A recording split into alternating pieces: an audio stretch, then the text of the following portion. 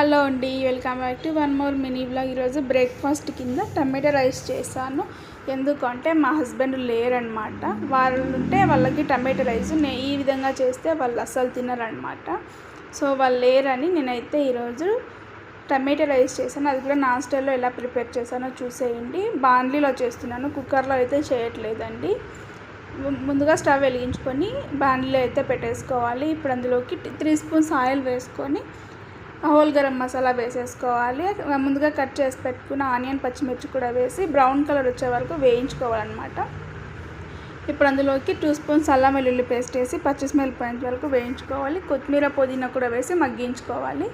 అలాగే నేనైతే 3 tomatoes cut చేసుకున్న అవి కూడా వేసేసి మగ్గించుకోవాలన్నమాట. ఇప్పుడు అందులోకి ఉప్పు, కారం, ధనియాల పొడి అండ్ అలాగే 1/2 కప్పు పెరుగు కూడా వేసుకున్నాను. అవి మొత్తం మిక్స్ అయ్యే వరకు కలుపుకోవాలి. కలుపుకున్న తర్వాత ఇక్కడ సైడ్లో అయితే వాటర్ పెట్టేసుకున్నాను, తొందరగా అయిపోతుందని. గరం మసాలా కూడా వేసేసుకొని ఒకసారి మిక్స్ చేసేసుకొని వాటర్ అయితే పోసేసుకోవాలన్నమాట. నేను ఒక్క గ్లాస్ రైస్ అయితే తీసుకున్నాను. 1:2 రేషియోలో అయితే వాటర్ తీసుకొని వేసేసాను అనమాట.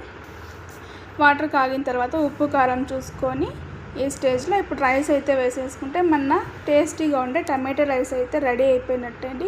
వీడియో నచ్చితే ఒక చిన్న లైక్ వేయండి. మన ఛానల్ సబ్స్క్రైబ్ చేసుకోండి. బై, మరి ఉంటా.